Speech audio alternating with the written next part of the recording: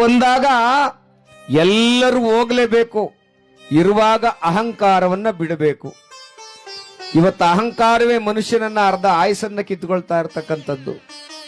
ಯಾರೊಬ್ಬರು ನೋಡು, ನಾನು ಸೋತು ಬಾಳ್ದವನಿಗೆ ಸುಖ ಅಂತ ಹೇಳ್ತಾರೆ ಹಿರಿಯವರು, ಒಬ್ಬರು ಅದನ್ನು ಮನಸ್ಸಿಗೆ ಹಾಕೋದಿಲ್ಲ.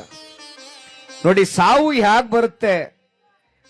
ಆ ಯಮಧರ್ಮರಾಯ ಬಂದಾಗ ಬೇಕಾದ್ರೆ ಸಾಲಗಾರಿಂದ ತಪ್ಪಿಸ್ಕೋಬಹುದು, ಆದ್ರೆ ಯಮಧರ್ಮನಿಂದ ತಪ್ಪಿಸ್ಕೊಳ್ಳೋಕೆ ಸಾಧ್ಯವಾಗುದಿಲ್ಲ.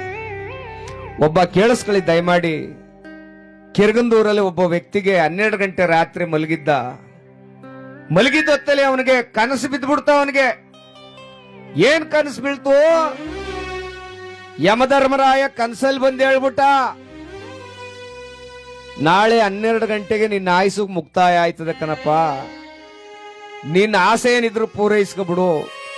ನಾನು ಕರೆಕ್ಟಾಗಿ 11:50 ಬರ್ತೀನಿ, 12 ಗಂಟೆಗೆ ನಿನ್ನ ಹಗ್ಗಾಕ ಎಳ್ಕೊಯ್ತೀನಿ ಅಂತ ಕನಸಲ್ಲಿ ಹೇಳ್ಬಿಟ್ಟ. ಆ ಹುಡುಗ ದಿಢೀರ್ ನೆದ್ದು ಕೂತ್ಕೊಬಿಟ್ಟ. ಊರವ್ರ ಯಜಮಾನ್ರನ್ನೆಲ್ಲ ಹೇಳಿಸ್ತಾ ರಾತ್ರಿ ಹೊತ್ತೆ ಹೋಗಿ, ನನಗೆ ಯಮಧರ್ಮರಾಯ ಹಿಂಗೆ ಹೇಳ್ಬಿಟ್ಟ ಅಂತ. ಬನ್ನಿ, ಹಿಂಗೆ ಹೇಳ್ಬಿಟ್ಟ ಅಂತ ಏನ್ ಇಡೀ ಯಜಮಾನ್ರಿಗೆಲ್ಲ ಹೇಳಕ್ ಶುರು ಮಾಡ್ಬಿಟ್ಟ. ಆಗ ಯಜಮಾನ್ರು ಏನ್ ಹೇಳಿದ್ರು ಅಂದ್ರೆ, ಲೋ ಮಗ, ನೀನು ಚಿತ್ರ ಕೆಲಸ ಮಾಡ್ತೀಯಲ್ವಾ, ನಿನ್ನಂಗೆ 10 ಗೊಂಬೆಗಳನ್ನ ತಿದ್ಬಿಡು. ಕೇಳಿಸ್ಕೊಳ್ಳಿ, ನಿನ್ನಂಗೆ 10 ಗೊಂಬೆಗಳನ್ನ ತಿದ್ಬಿಡು, ಎಲ್ಲಕ ಬಿಳಿ ಬಣ್ಣ ಹೊಡಿ, ನೀನು ಮಧ್ಯದಲ್ಲಿ ಬಿಳಿ ಬಣ್ಣ ಹೊಡ್ಕ ನಿಂತ್ಕೋ. ಯಮಧರ್ಮಯ ಬತ್ತನೆ 11:50 ನೋಡಿದ್ರೆ ಒಬ್ಬನ್ ಕರ್ಕೋಬೇಕು. ಅವನ್ ಲೆಕ್ಕಾಚಾರ 10 ಜನ ನಿಂತವ್ರೆಲ್ಲ ಒಂದೇ ತರದವ್ರು, ಹೆಂಗ್ ಮಾಡುದು ಅಂದ್ಬಿಟ್ಟು ಅವನೇ ಕನ್ಫ್ಯೂಷನ್ ಆಗಿ ಹೊಂಟೋಗ್ಬಿಡ್ತಾನೆ ಅಂದ್ಬಿಟ್ಟ. ಯಾರೋ ಯಜಮಾನ್ರು. ಇವನೇನ್ ಮಾಡ್ದ, 9 ಗೊಂಬೆಗಳು ಅವನ್ ತರದವನೇ ಎಲ್ಲನೂ ತಿದ್ದಿ ಮಡಿಕಂಡ, ಬಿಳಿ ಬಣ್ಣ ಹೊಡೆದ. ಇವನು ಬಿಳಿ ಬಣ್ಣ ಹೊಡ್ಕ ಮಧ್ಯದಲ್ಲಿ ನಿಂತ್ಕಂದ. ಯಮಧರ್ಮರಾಯ ಬಂದ 11:50 ಸರಿಯಾಗಿ ಬಂದವನೇ ನೋಡ್ತಾನೆ. ಓಹೋ, ಚಿತ್ರಗುಪ್ತ, ನೋಡಪ್ಪ ಇವನ ಹೆಸರು ನೋಡ್ಯಾ, ಓ ಇಂಥವ್ನು ಸ್ವಾಮಿ, ಇದೇನಪ್ಪ ಒಬ್ಬನ್ ಕರ್ಕೊಂಬ ಅಂತ ಬಂದ್ರೆ 10 ಜನ ನಿಂತವ್ರಲ್ಲ, ದೇವ್ರು ಸುಮ್ಮನ್ ಬಿಟ್ಟನ ನನ್ಗೆ, ದೇವೇಂದ್ರ ಒಬ್ಬನ್ ಕರ್ಕಬ ಅಂದ್ರೆ 10 ಜನ ಕರ್ಕೊಂಬಂದಿದ್ದಿಲ್ಲ ಅಂತ ಬೈತಾನೆ. ಏನ್ ಮಾಡುದು ಅಂದ್ಬಿಟ್ಟು ಯಮಧರ್ಮರಾಯ ಕ್ವಾಣ್ಣ ಒಂದು ತೆಂಗಿನ ಮರ ಕಟ್ಟಾಕ್ಬಿಟ್ಟು ಅತ್ತಗಿತ್ತಗ್ ತಿರ್ಗಾಡ್ತಾ ಇದ್ದ.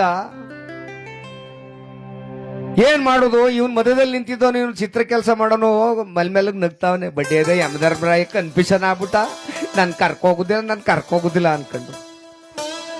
ಆಗ ಚಿತ್ರಗುಪ್ತ ಬಂದಂತೆ. ಚಿತ್ರಗುಪ್ತ ಬಂದು, ಸ್ವಾಮಿ ಇದಾಗೂ ಕೆಲಸ ಅಲ್ಲ, ನಡ್ರಿ ಹೊಂಟೋಮ, ಏನ ಅವನ ಆಯ್ಸಿ ಇನ್ನೊಸಿ ಹೊತ್ತಾಗ್ಲಿ ತಿರೋಗ್ಲಿ ನಡ್ರಿ ಅಂದ್ಬಿಟ್ಟು ಹೊಂಟೋಮ ಅಂತ ಅಂದ. ಅದಕ್ಕೆ ಯಮಧರ್ಮರಾಯ ಅಂದ, ಇಲ್ಲ ಸುಮ್ನಿರೋ, ಆ ಬಡ್ಡಿ ಐದ್ನ ಈಚೆ ಕರಿತೀನಿ ಕಣ, ನನಗೆ ಗೊತ್ತು ಹೆಂಗೆ ಅಂತ ಅಂದ. ಏನೂ ಇಲ್ಲ, ಈ 10 ಚಿತ್ರಗಳನ್ನ ಕೆತ್ತಿ ನಿಲ್ಸವನಲ್ಲ ಪುಣ್ಯಾತ್ಮ, ಯಾವ ಬಂಗಾರದಂತ ಚಿತ್ರಗಾರನಪ್ಪ ಇವನು. ದೇವಲೋಕದಿಂದ ನನಗೆ 10 ಲಕ್ಷ ಕೊಟ್ಟು ಕಳ್ಸವ್ರೆ, ಇವನು ಕೊಟ್ಬಿಟ್ ಬಾ ಅಂತ. ಆದ್ರೆ ಈಸ್ಕೊಳಕ್ ಒಬ್ರು ಇಲ್ವಲ್ಲ ಅಂದ ಯಮಧರ್ಮರಾಯ. ಈ ಮಧ್ಯದಲ್ಲಿ ನಿಂತಿತ್ತಲ್ಲ ಪೆಂಗ್ ಬಡ್ಡಿದು, ಸುಮ್ಮನೆ ನಿಂತ್ಕೋಕಿಲ್ವ ಅದು. ಸ್ವಾಮಿ ನಾನು ಯಾಕನ ಕೆತ್ತಿರೋನ್ ಕೊಡಿ ಅಂತ ಈಚೆಗೆ ಬಂದ.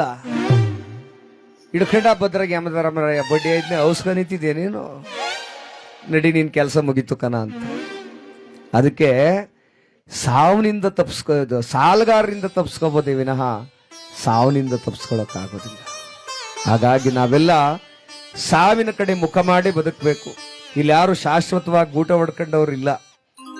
ಇರುವರೆಗೆ ನಗ್ನಗ್ತಾ ಜೀವನವನ್ನ ಸಾಧಿಸಿ ಹೋಗೋದಿದೆಯಲ್ಲ, ಅದರಂತ ಪುಣ್ಯ ಇನ್ನೊಂದಿಲ್ಲ.